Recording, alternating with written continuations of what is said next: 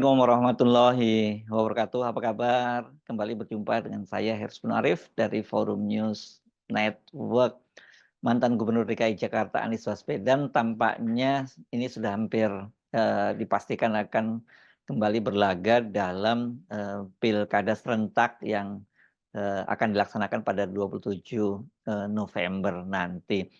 Anies kemarin sudah secara resmi menerima mandat yang diberikan oleh DPW PKB.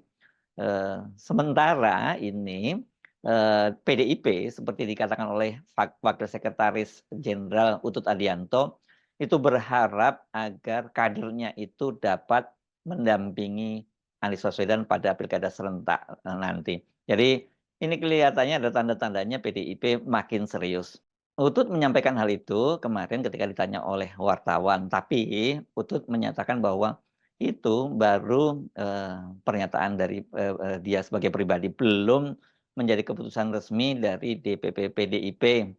Karena seperti dikatakan oleh Sekretaris DPD PDIP Jakarta, Pantas Nainggolan, memang Anies itu masuk dalam salah satu nama yang diajukan ke DPP PDIP untuk diusung pada pilkada serentak tanggal 27 November nanti.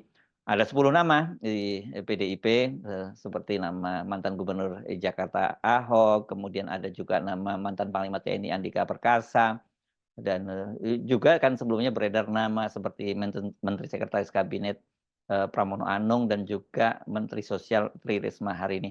Tapi kalau lihat tanda-tandanya sekarang ini kelihatannya Anies ini menjadi salah satu kandidat yang sangat-sangat serius dipertimbangkan oleh PDIP untuk diusung menjadi kandidat gubernur di Jakarta. Hal itu setidaknya kan kita bisa simak dari pernyataan Puan Maharani, Ketua DPP PDIP. Jangan dilihat hanya posisinya sebagai Ketua DPP PDIP, tetapi posisi Puan sebagai putri mahkota dari Ibu Megawati itu harus kita pertimbangkan. Jadi ini sangat tergantung dinamikanya, tetapi menurut saya masuk akal kalau kemudian PDIP itu akhirnya juga mengusung Anies Baswedan. Walaupun sebenarnya tadinya eee, ini sama sekali tidak pernah bisa kita bayangkan begitu, mengingat bagaimana posisi Anies dan PDIP itu di masa lalu. Tetapi itulah politik, dinamikanya sekarang ini mengharuskan PDIP kelihatannya melakukan segala cara atau berbagai strategi untuk terus menunjukkan perlawanannya terhadap Joko Widodo ya. Kalau kemarin pada Pilpres 2024 itu Jokowi itu sebenarnya menang banyak lawan PDIP begitu ya. Misalnya saja Pilpresnya dimenangkan oleh putranya yakni Gibran Rakabuming yang menjadi wakil presidennya Prabowo Subianto. Kemudian PDIP kendati masih eee, sekarang ini menjadi pemenang pemilu, tapi jumlah kursinya di DPR RI itu turun banyak ya. Dari sebelumnya 128 kursi sekarang tinggal 110 kursi. Jadi 18 kursi hilang.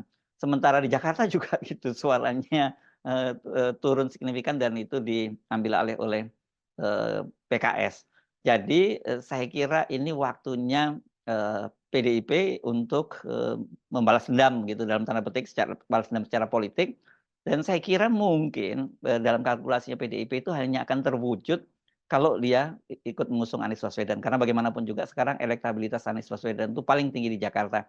Kalau katakanlah PDIP itu memaksakan misalnya mereka mengusung sendiri kandidatnya dan kemudian kalah lagi di Jakarta, apalagi kalau kalahnya nanti dengan Kaisang yang ikut maju di Jakarta, ya ini kalah telak ke PDIP. Karena kemarin sebenarnya PDIP itu menyisakan satu ambisi dari Jokowi untuk mengalahkan PDIP kan dalam pertemuannya dengan Andi Wijayanto, ini mantan Gubernur Lemhanas yang sekarang juga sudah resmi menjadi kader PDIP kan, pada waktu itu Jokowi menyatakan ada 3 hal yang dia tantangkan begitu ya.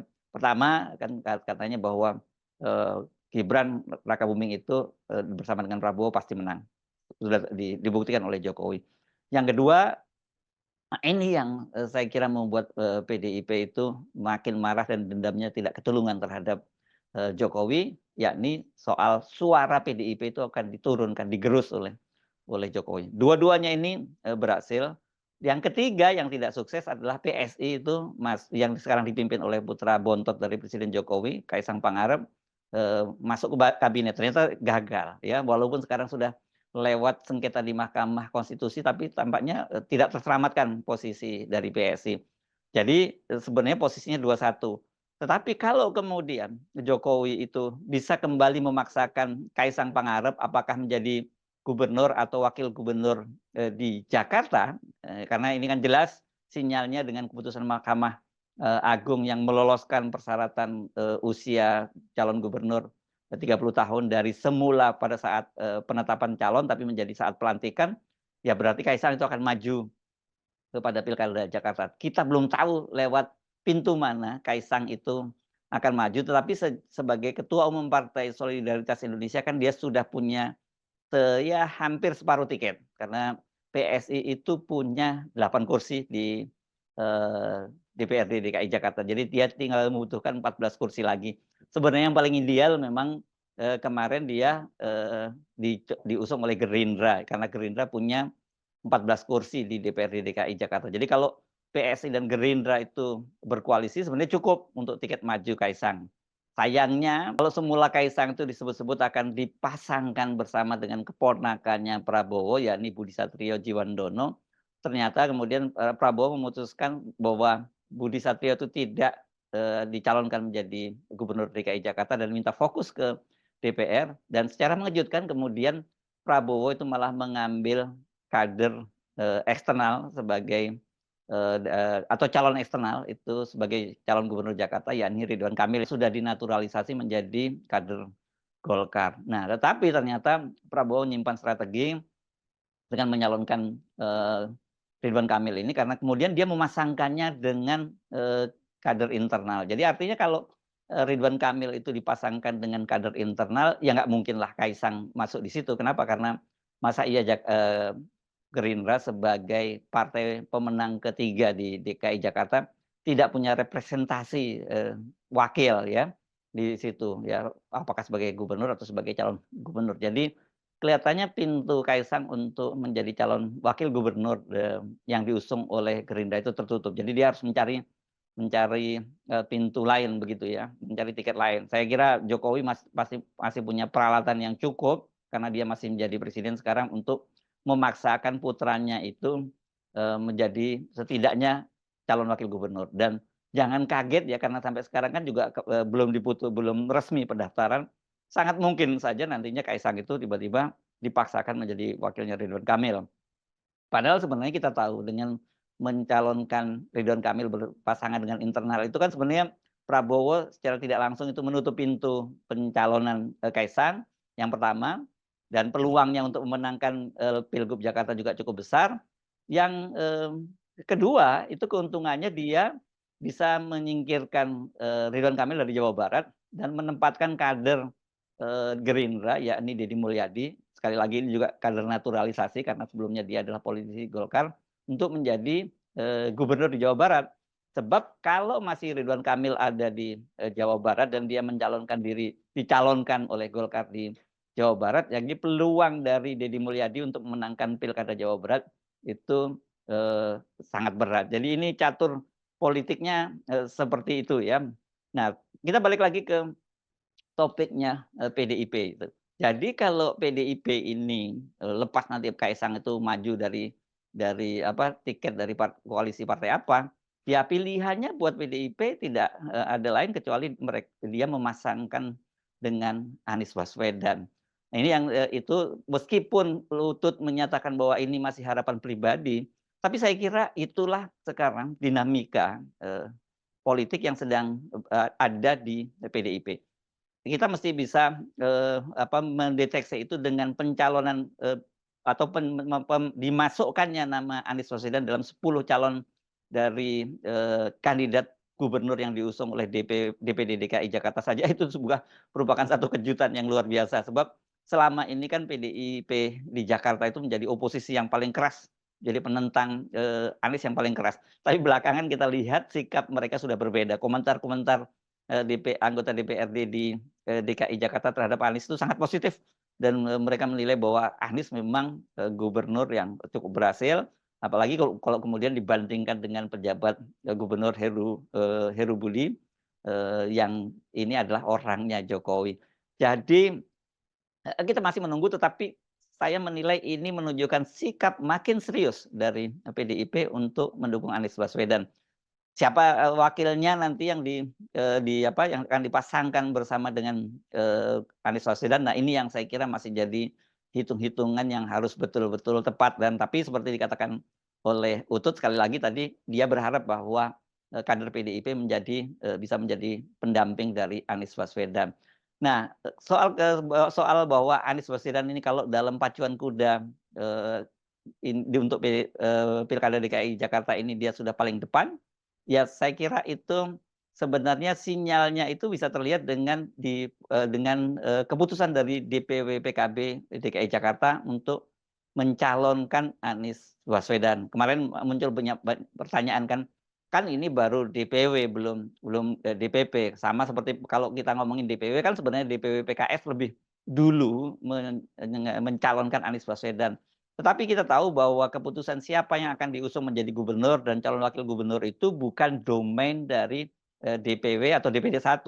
Itu menjadi domain dari DPP. Di semua partai seperti itu. PDIP, PKB, PKS sama seperti itu. Dan sementara di PKS, Presiden PKS sendiri, Ahmad Saiku, waktu itu bertemu dengan Anies, sudah menyatakan bahwa mereka kali ini ingin mengusung kader internal. Dan mereka bahkan meminta Anies untuk waktunya untuk membalas budi dengan mendukung calon internal dari PKS. Tetapi sekali lagi sayangnya ini calon PKS ini tidak ada yang cukup kompetitif, apalagi kalau dihadapkan dengan Anies. Sementara di Jakarta ini termasuk PKS tidak ada satupun partai yang bisa mengusung sendirian calon gubernur dan calon wakil gubernurnya. Artinya mereka harus berkoalisi dengan partai lain, dan kalau mereka harus berkoalisi itu kalkulasinya panjang. Ya, tidak bisa mereka memaksakan bahwa mereka yang harus menjadi calon gubernurnya begitu. Ini tergantung bagaimana popularitas dan elektabilitas dari kandidatnya. Sementara saya kira kalau kita ngomongin kader internal di PKS ya belum ada yang bisa menandingi Anies Baswedan. Itu apa boleh buat, itulah realitanya. Ya, ini bukan soal idealisme bahwa kader internal yang harus diusung. Saya sepakat memang harusnya partai-partai politik itu melakukan kaderisasi, sehingga dengan begitu mereka tidak harus mencari-cari kader di luar partai. Karena tradisi semacam ini, satu, kurang baik bagi kaderisasi di internal, karena mereka merasa nanti percuma saja jadi kader kalau tidak diusung oleh partai. Jadi cukup aja berada di luar, membangun kemudian popularitas dan elektabilitas. Nah, setelah itu kan mereka pasti akan ada partai yang melamar. Itu terjadi pada Anies Baswedan. Jadi saya kira ini juga PR yang besar bahwa partai itu tidak hanya fokus membangun kekuatan partainya untuk memenangkan memenangkan pilkada, tetapi juga harus mulai semacam talent scout gitu ya, mencari bakat-bakat di internal untuk dimajukan dalam berbagai pilkada, terutama wilayah-wilayah yang sangat penting seperti Jakarta ini. Nah, jadi ini balik lagi ke topik yang tadi. Nah, Anies sekarang ini sudah paling maju karena DPW PKB Jakarta itu sudah disetujui oleh DPD, dalam hal ini Ketua Umum Partai PKB Muhaimin Iskandar. Dan kemarin Anies Baswedan itu mendatangi DPW PKB Jakarta dan secara resmi menyatakan dia menerima mandat itu, dan katanya dia sudah berkomunikasi dengan Muhaimin yang saat ini sedang berada di Tanah Suci untuk menjalankan ibadah haji. Kenapa PKB pertama mendeklarasikan Pak Anies? Bahwa karena PKB beranggapan PKB di DKI Jakarta adalah Pak Anies ya PKB. Itu yang pertama. Dan yang kedua, Jakarta butuh sosok beliau. Jakarta hari ini, mungkin ketua-ketua PAC yang kelihatan ini tampangnya lesu-lesu, nggak ada tampang seneng-senengnya. Pak PKB mendeklarasikan Pak Anies hari ini mukanya agak sedikit cerah. agak sedikit cerah. Saya yakin, kenapa? Sudah mulai bekerja karena Jakarta butuh sosok beliau. Jakarta butuh sosok beliau. Selama beliau meninggalkan DKI Jakarta 2 tahun, contoh kecil sampai jauh-jauh, di rumah saya itu, emang saya tinggal di kampung, tapi tampang kota. Muka saya tinggal di kampung, tapi tampang kota. Beda kalau PAC tinggal di kampung, emang tampangnya kampung juga. Gitu. Gini, di rumah saya itu, di wilayah saya, itu nggak biasanya. Contoh kecil, kali-kali yang biasanya bersih hari ini kotor. Yang lebih mengenaskan, kalau kita ini seorang mukmin, kalau kita tidak merasakan apa yang dirasakan oleh saudara kita sesama Islam, sesama anak bangsa, maka keimanan kita diragukan. Nabi Shallallahu Alaihi Wasallam misalnya beliau mengatakan, "Man lam yahtam bi umuril muslimin falaysa minni." Orang yang tidak mementingkan kepentingan umat Islam atau sesama anak bangsanya bukan bagian dari golongan Rasulullah Sallallahu Alaihi Wasallam. Kita menjalankan Pak Anies karena bagian kita dari umat Rasulullah Sallallahu Alaihi Wasallam. Karena kita peduli dengan Jakarta. Peduli dengan Jakarta hari ini kita lihat. Mohon maaf, Jakarta setelah ditinggalkan Pak Anies 2 tahun.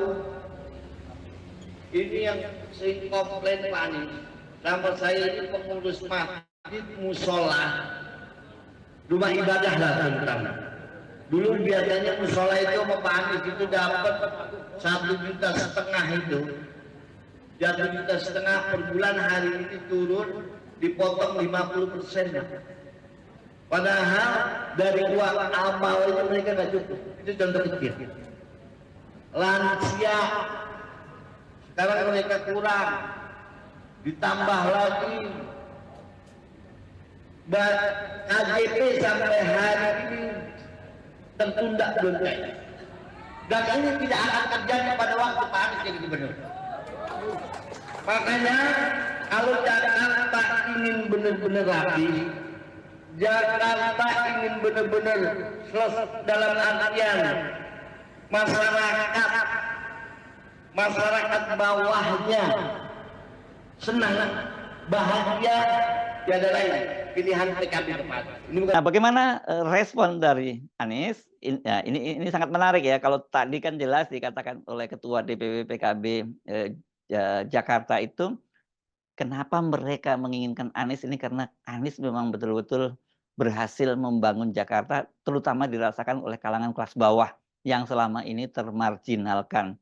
Nah, Anies menyatakan kesanggupannya dan dia mengucapkan terima kasih karena diusung oleh PKB, dan dia sangat yakin dan percaya karena dia punya pengalaman bagaimana bergandengan tangan bekerja sama dengan PKB, terutama dalam Pilpres 2024 kemarin. Pertama, saya ingin menyampaikan kepada Pak Haji Asfiullah dan seluruh jajaran DPW DKI Jakarta rasa hormat, rasa terima kasih atas amanah yang diembankan kepada kami untuk Jakarta 5 tahun ke depan. Kemarin saya berada di luar kota, mengikuti dari jauh apa yang diumumkan di Jakarta. Kami menyambut baik karena selama ini kerja bersama kita ini terpanjang. Sama Pak Asfiullah ini sejak saya bertugas di Jakarta, dari mulai awal sampai di ujung kita selalu kerja bersama. Pertemuan-pertemuan bersama, banyak hal yang kita kerjakan sama-sama. Jadi kalau kita menengok kemarin, maka PKB punya jasa juga di dalam apa yang dicapai di Jakarta. Dan terbukti di dalam perjalanan kemarin, saya merasa bersyukur bahwa berjalan seiring sejalan dengan Ketua Umum PKB Gus Muhaimin Iskandar, dan perjalanan hampir 1 tahun bersama-sama telah menguatkan ikatan pertemanan menjadi persahabatan, dan persahabatan menjadi persaudaraan di dalam perjuangan ke depan. Karena itulah di saat ini Gus Imin sedang di Tanah Suci. Kita mohonkan yang di Tanah Suci untuk mendoakan yang di tanah air. Nah, insya Allah doa dari Tanah Suci untuk tanah air Allah makbul. Nah, kemudian beliau sampaikan tentang Jakarta ke depan. Dan saya dengan rasa hormat, rasa terima kasih menerima amanah yang diembankan kepada kami. Amanah ini adalah amanah yang besar, tapi insya Allah bukan amanah yang berat. Dan perjalanan ini harus dilalui bersama-sama. PKB DKI Jakarta yang mendobrak, PKB Jakarta yang menerobos, PKB DKI Jakarta yang memulai. Mudah-mudahan akan lebih banyak lagi yang bergabung bersama di dalam perubahan. Dan diperlukan keberanian, diperlukan keteguhan, tapi di balik itu semua dibutuhkan ketulusan, keikhlasan yang luar biasa. Dan saya rasa itulah yang menyalakan semangat dari Pak Haji Hasbiullah dan teman-teman pimpinan PKB DKI Jakarta, bahwa ini adalah perjuangan untuk Jakarta ke depan. Nah ini seperti gayung bersambut, kemudian pada hari kemarin itu juga ada deklarasi warga yang mengatasnamakan warga Jakarta Pusat, yang mereka juga menyatakan dan meminta agar Anies itu bersedia kembali menjadi Gubernur DKI Jakarta. Ada protes, saya menyebut DKI Jakarta, tidak DKJ, karena memang sampai sekarang kepresnya untuk pemindahan ibu kota itu belum ditandatangani oleh Jokowi. Jadi Anda orang Jakarta masih bisa mengklaim bahwa Anda adalah warga ibu kota, gitu ya. Kami warga kota Jakarta Pusat meminta kepada Bapak Anies Baswedan kembali menjadi Gubernur Jakarta untuk periode 2024-2029.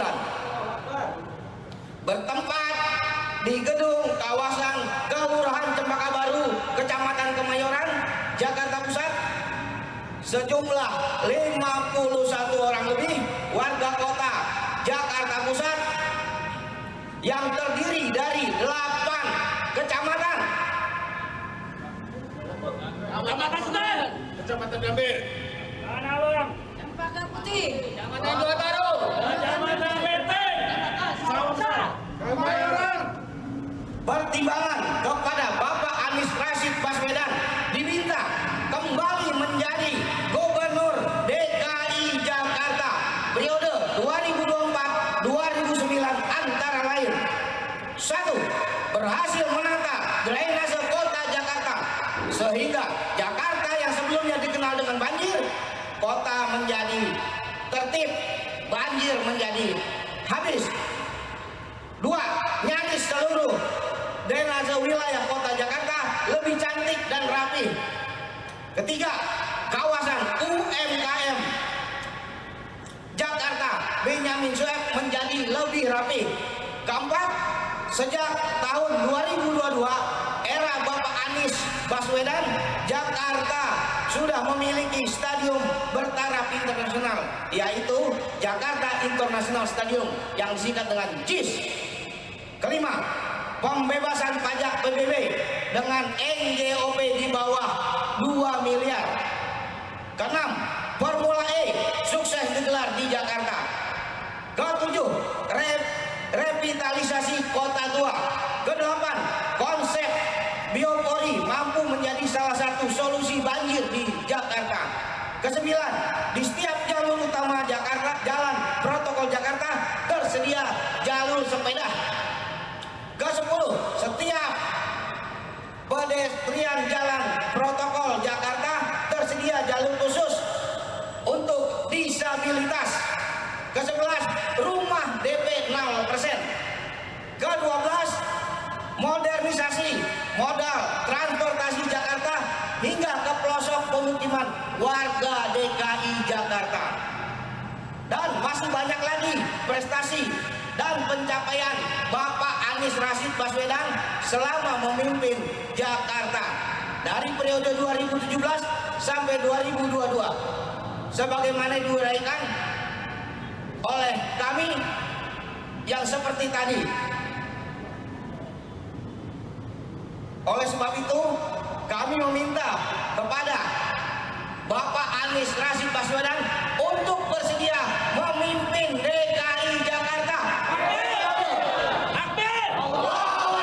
Jadi dengan tadi dengan penegasan Anies menerima mandat dari DPW PKB, berarti sekarang ini Anies satu-satunya dari kandidat yang sudah mengantongi dukungan dari partai politik. Benar bahwa dukungan dari PKB ini tidak menjamin Anies bisa maju ke Pilkada Jakarta, karena mereka ini PKB itu hanya memiliki 10 kursi. Tapi jangan dibilang hanya loh, ini peningkatan yang luar biasa buat DPW Jakarta ini, PKB Jakarta ini, karena jumlah kursinya melompat 2 kali lipat dari pileg sebelumnya, pileg 2019.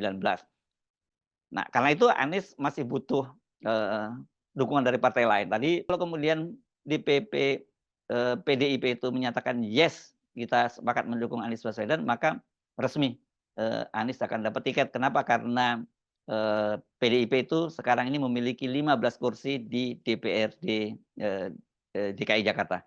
Jadi 15 plus 10 sudah cukup memenuhi syarat, lebih dari syarat yang dipersyaratkan, yakni 22 kursi. Karena total berarti 25 kursi ya. Nah, selain itu kan Anies juga masih punya tabungan-tabungan, mulai dari PKS, DPW PKS yang sudah menyatakan mendukung Anies, gitu, tinggal diputuskan di Majelis Syuro, dan kemudian juga Nasdem yang sampai sekarang ini belum mengumumkan siapa yang akan diusung, tapi sekali lagi meminjam pernyataan dari Ketua DPP Partai Nasdem, Willy Aditya, bahwa Anies Baswedan itu juga masuk dalam top priority untuk didukung menjadi calon gubernur Jakarta. Nah, ini tentu menarik ya kalau kemudian Anies Baswedan itu betul-betul maju di Pilkada Jakarta, dan juga apalagi kemudian diusung oleh PDIP. Saya kira ini kita bisa pastikan bahwa Jokowi itu akan all out untuk mencegahnya. Tapi pertanyaan Anda, kan Pak Jokowi sudah tidak lagi menjadi presiden pada Pilkada nanti, karena Pilkada serentak itu dilakukan pada tanggal 27 November, sementara jabatannya Jokowi itu kan akan berakhir pada 20 Oktober. Soal ini sebenarnya sudah diantisipasi jauh-jauh hari oleh Jokowi, karena Jokowi pada waktu itu mengusulkan melalui Kemendagri agar Pilkada serentak itu dimajukan ke bulan September. Alasannya supaya tidak memberi beban pada pemerintahan yang baru, karena mereka baru saja dilantik pada 20 Oktober, dan kemudian Pilkada itu pada tanggal 27 November. Jadi hanya punya waktu sebulan. Tapi sebenarnya kan dalam hal ini pemerintah itu bukan penyelenggara pemilu ya, apakah pemilu legislatif, pilpres maupun pilkada. Ini yang jadi domain ada penyelenggara pemilu, yang dalam hal ini namanya KPU, ada Bawaslu, dan kemudian perangkat lainnya ada DKPP di situ. Jadi alasan ini nggak masuk akal dan ditolak oleh DPR. Jadi kemudian tetap pada tanggal 27 November. Tetapi saya kira Jokowi masih tetap punya akses pada kekuasaan, karena Prabowo bagaimanapun juga dia seperti dikatakan berkali-kali oleh Prabowo, dia adalah penerus dari rezim Jokowi. Sementara Gibran jangan lupa sudah menjadi wakil presiden. Jadi dia tetap punya tangan-tangan yang bisa menjangkau kepada kekuasaan, apakah pada aparat penegak hukum, kepada aparat Pemprov dan sebagainya itu ya. Jadi, dan Pemprovnya harus diingat itu sekarang adalah pejabat sementara, PLT-nya itu adalah Heru Budi, yang orang ini adalah perangkap juga kepala sekretariat Presiden Jokowi. Jadi sudah bisa kita ketahui seperti apa posisinya. Jadi Heru Budi saya kira masih akan punya tangan-tangan untuk menggerakkan aparat di Pemprov DKI Jakarta. Tetapi yang mesti kita pahami itu adalah tabiat daripada ASN.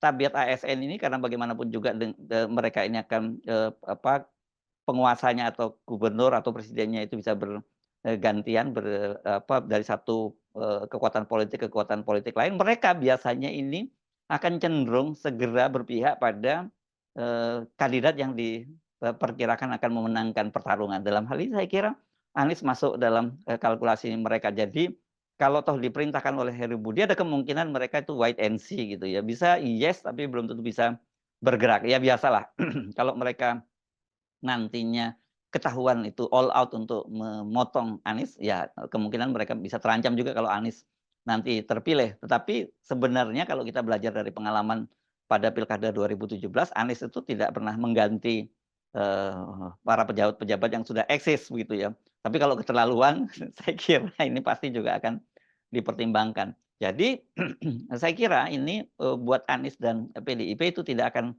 mudah ya, karena ini bagaimanapun juga sebenarnya pilkada Jakarta itu tetap bagian dari persiapan untuk kontestasi Pilpres 2029.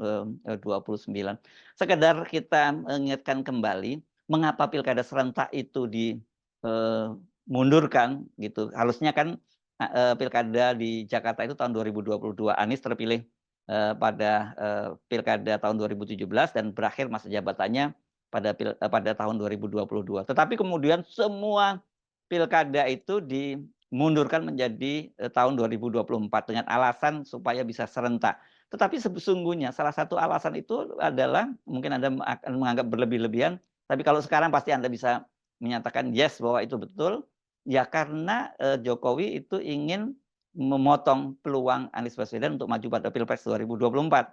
Sebab kalau waktu itu Anies itu maju kembali pada Pilkada tahun 2022, dipastikan pasti Anies akan menang telak, dan itu menjadi modal besar dia pada Pilpres 2024 kemarin. Kita tahu bahwa kemudian Anies mundur atau turun dari jabatannya pada tahun 2022, tetapi yang tidak diduga oleh Jokowi ternyata justru dengan kemunduran itu Anies melakukan persiapan yang sangat matang menghadapi Pilpres 2024.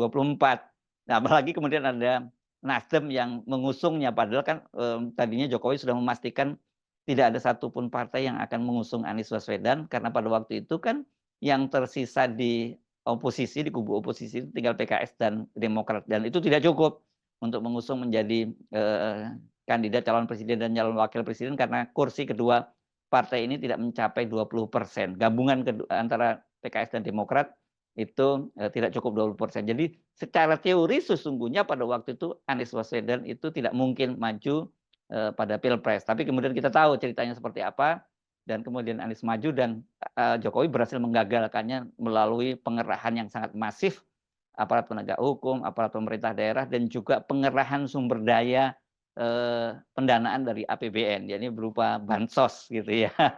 Jadi Jokowi pasti tidak mau kecolongan lagi pada tahun 2029. Kenapa? Karena tentu saja kalau Anies ini sekarang ini bisa maju dan terpilih kembali pada Pilkada Jakarta, maka potensinya Anies untuk maju tahun 2029 itu pasti sangat besar, dan saya kira ini Jokowi tidak menginginkan, karena dipastikan ini saya kira tahun 2029 itu ya Gibran akan maju menjadi calon presiden, itu dengan catatan kalau Pak Prabowo bisa menyelesaikan periode jabatannya sampai tahun 2029. Kalau Gibran bisa lebih cepat menduduki posisi itu, atau seperti skenario yang dikatakan, yang didengar oleh Koni Rahakundini Bakri dari Ketua TKN Roslan Roslani, yang walaupun itu dibantah, kan Prabowo itu hanya akan menjabat selama 2 tahun dan setelah itu diserahkan kepada Gibran. Oke, lepas apakah nanti Prabowo itu menyelesaikan masa jabatannya sampai 5 tahun atau cuma 2 tahun, tetap saja bahwa kalau Anies bisa menjadi gubernur DKI Jakarta, berarti ya ini akan menjadi hambatan yang sangat besar bagi Kaisang. Saya kira kalau Kaisang head to head dengan Anies itu, ya saya kira ini tidak mungkin dia memenangkan dengan Pilpres ya. Ini kalau Pilpresnya jurdil ya. Ini kan seperti bukan karena ini saya sebut bukan apple to apple, tapi apple to kesemek gitu ya. Ya ini jadi, tapi jangan sekali lagi, tapi saya tidak mendowngrade kesemek, karena saya salah satu penggemar dari kesemek, tapi untuk memberikan perbandingan bagaimana bahwa ini tidak sebanding lah kalau permainan jujur dan adil. Tetapi kan ini semua skenario-skenario Jokowi tidak selamanya itu berjalan mulus. Eee, Mungkin dalam kalkulasinya Jokowi kenapa memilih, Prabowo antara lain karena mengingat usia Prabowo yang, sekarang nanti pada dilantik umur 73 dan nanti pada tahun 2029 dia sudah berusia 78 tahun. Tetapi kita tidak tahu ya, usia manusia, kesehatan manusia kan bukan kita yang menentukan. Kalau kemudian Prabowo berhasil, menyelesaikan masa jabatannya, bukan tidak mungkin dia juga akan maju kembali untuk pilpres untuk periode yang kedua. Nah, di sini saya kira nanti akan jadi soalannya Gibran gitu, artinya dia diperpanjang lagi masa jabatannya sebagai wakil presiden dan Anies tetap saja akan menjadi sebuah ancaman dan, Jokowi, tidak bisa mengerahkan, kekuatannya sebagai presiden seperti waktu dia masih menjabat kemarin. Dan saya kira Prabowo, mungkin tidak akanlah mengulang cara-cara yang dilakukan oleh Jokowi bukan hanya karena, persoalan bahwa kemudian, Prabowo lebih baik atau apa, tapi ke depan saya kira sorotan, internasional dan kemudian, pemilih Indonesia yang demografinya sudah berubah lebih banyak diisi oleh Gen Z dan juga Gen Z dan bahkan generasi beta mungkin alfa dan beta sebagian sudah mulai memilih, ini kan mereka jauh lebih rasional dibandingkan dengan pemilih-pemilih, pada tahun 2024 yang mayoritas masih ada di pedesaan dan kemudian tingkat pendidikannya rendah yang paling gampang disuap dengan dan bansos gitu, paling mudah dimobilisasi. Jadi ini, pertarungan di pilkada, DKI Jakarta tahun 2024 ini dipastikan akan seru karena ini, harus dilihat sebagai sebuah pemanasan dan gambaran awal bagaimana sesungguhnya Pilpres 2029 nanti. Saya Arsman Arif dari Forum News Network, sampai jumpa lagi. Wassalamualaikum warahmatullahi wabarakatuh.